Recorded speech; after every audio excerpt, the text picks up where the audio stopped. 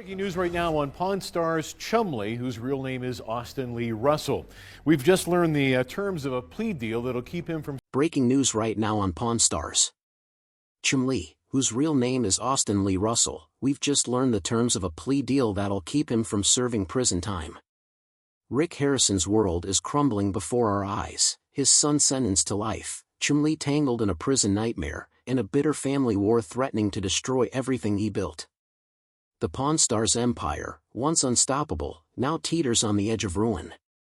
Tune in as the truth behind Rick's downfall is revealed, and what comes next will shock everyone. The fall of a Vegas dynasty, Rick Harrison, now 59 years old, is drowning in a relentless storm of family disasters and legal fights. What started as whispers about his son receiving a life sentence turned into a grim reality. The Pawn Stars empire, once a money-printing machine, is looking shakier by the day. Just when it seems like things cannot possibly get worse, they do. And in the shadows of a collapsing dynasty, a betrayal emerges that will change everything forever. Pawn Stars was not some lucky break, it was built from scratch by Rick and his father, Richard, who was as tough as they came. He understood money, business, and did not tolerate nonsense. Fans respected his straightforward, no-filter approach. When Richard passed away in 2018, the shop lost more than just its founder, it lost its backbone. Rick did everything he could to keep things rolling, but trouble was already waiting in the wings, poised to strike. Running a pawn shop in Las Vegas was never glamorous, late payments, slim margins, and customers bringing in more headaches than valuable goods made for a daily grind. But Rick had a winning formula: storytelling. He knew that people were not just buying objects, they were buying history, a connection to something bigger. That is what made Pawn Stars a success, the rare, weird items and the even wilder backstories attached to them. Then came the television show in 2009. No one saw it coming, but overnight, Rick, his son Corey, and their longtime friend Chumlee became household names. From pirate swords to ancient coins, people loved watching them strike deals. Corey's sharp tongue, Chumlee's goofy antics, and Rick's ability to haggle made the show an instant hit. But fame has a way of twisting things up. Lawsuits stacked up, family feuds exploded, and the behind-the-scenes chaos became impossible to ignore. By 2022, the problems could not be hidden anymore. Rick's own mother, Joanne, dragged him to court over ownership of the shop. She claimed he had tricked her into signing over her share while she was recovering from a coma. He insisted she knew exactly what she was doing. The lawsuit demanded a full accounting of more than $500,000 and even requested a restraining order to keep him from selling off shop assets. As if that was not bad enough, the pandemic hit their business like a freight train. Once raking in millions, the shop barely made $37,000 in an entire year. And then there was Chumlee. On screen, he was the lovable clown. Off-screen, he was a magnet for trouble. In 2016, his house was raided during a criminal investigation. The sexual assault charges against him did not stick, but the police found enough drugs and unregistered firearms to charge him with multiple felonies. He managed to dodge prison with a plea deal, but his reputation was permanently wrecked. Fans were stunned, and the show took a heavy hit. Corey was not staying out of trouble either. Known for his reckless streak, he got into bar fights and messy legal situations. In 2020, he rented a recreational vehicle for a desert trip, wrecked it, and allegedly refused to pay for damages. The owner claimed he left the vehicle trashed, littered with empty bottles and garbage. It was yet another public embarrassment for the Harrison family. Even the so-called experts featured on the show were not immune to scandal. Johnny Jimenez Jr., a frequent toy expert, was charged in a domestic violence case. Then there was Drew Max, the sports memorabilia guru who got caught up in a fraud scandal. He allegedly authenticated fake collectibles, leading to lawsuits and a serious credibility crisis for the show. As the years passed, fans began noticing something was off. Pawn Stars had lost its magic. The once spontaneous moments felt staged. The negotiations seemed rehearsed. Personal drama overshadowed the history and the deals. What was once an entertaining dive into historical artifacts had turned into a slow-motion car wreck of family betrayals and scandals. Rick tried to expand his empire with Pawn Plaza, a retail complex near the shop, but that venture tanked. The businesses inside blamed him for failing to promote the area properly. Lawsuits followed, and yet another ambitious plan went up in smoke. Meanwhile, the show limped along, but even the most die-hard fans admitted it was not what it used to be. The once thriving empire was fading, slipping through Rick's fingers one misstep at a time. Despite everything, Rick knew one thing for certain: the show would not last forever. He scrambled to secure other investments, real estate, different business ventures, anything to keep his fortune intact. The shop had seen it all: big dreams, tough losses, and surprising wins.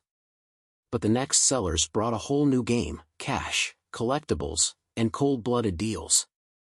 A guy struts in, all confident, holding what looks like a 10-pound British note. But oh no, it's not just any bill, it's been defaced by the infamous street artist Banksy. The seller thinks he's got himself a jackpot. The old man takes one look at it, unimpressed. Counterfeit money is what he sees, and he isn't wrong. But the guy insists Banksy's work sells for thousands. The old man isn't having it. To him, it's just vandalized cash. They bring in an expert. Turns out it is real Banksy art, but not exactly a rare find. Value? Maybe a few $100. The seller, once dreaming of a grand payday, tries to salvage what he can. He aims for $500. The old man? Not a chance. A brutal negotiation later, and the guy walks away with $400.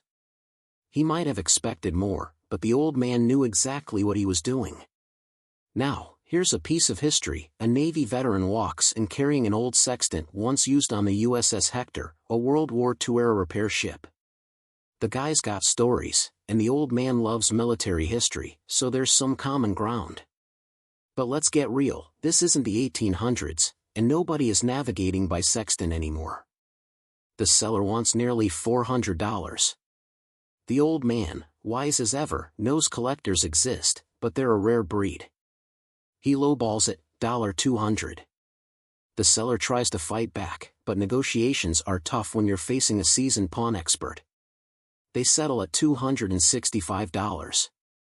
Not bad, but definitely not the big payday the seller was dreaming of. An old black and white panoramic photo of a World War II airfield in Las Vegas sounds cool. The seller waltzes in, sure he's got a relic worth at least $500. The old man barely flinches. It's an interesting piece, sure, but there's a harsh truth: just because it's old doesn't mean it's valuable. The seller clings to hope and tries to counter with $400. The old man stays cold. He offers a measly $100. The seller, shocked, tries to bargain up. No dice. He walks out, photo still in hand. Lesson learned: sentimental value doesn't translate to dollar bills in the pawn world. Nothing gets the old man's attention like a Civil War-era gun.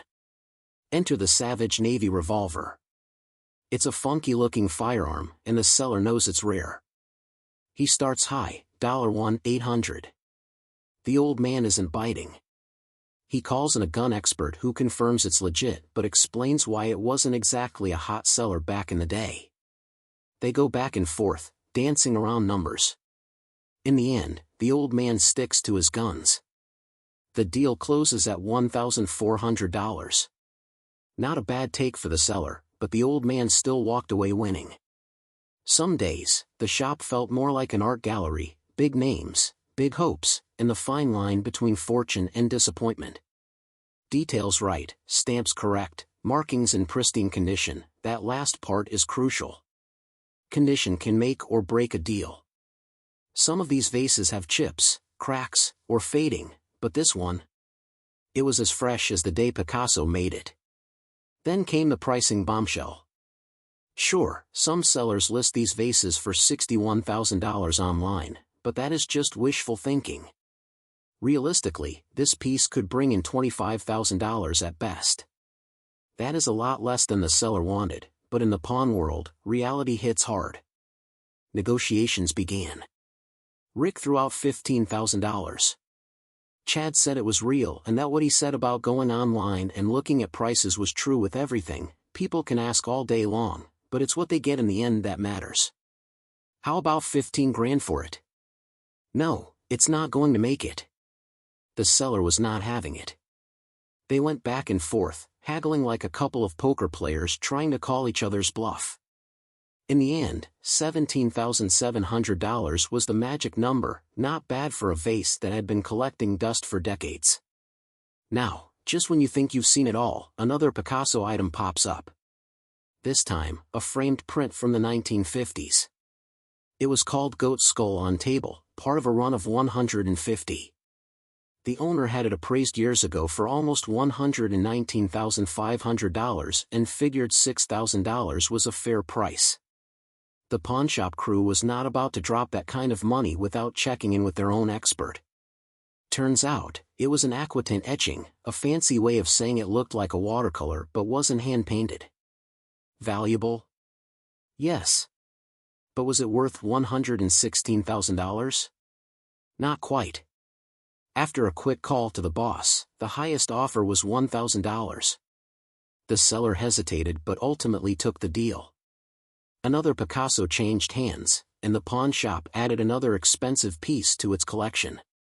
Then came a real wild card, 6 Picasso etchings from a limited edition book. The seller wanted $5,000 for them, banking on the fact that anything with Picasso's name would sell like hotcakes. But here's the catch, while Picasso is one of the biggest names in art, not everything he touched turns into gold.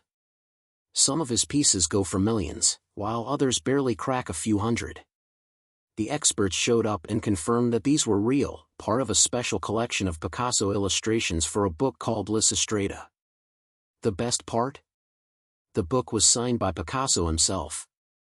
That bumped up the value big time.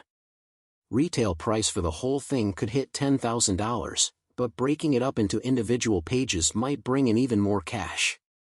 Rick wasn't about to throw down $5 grand without negotiating.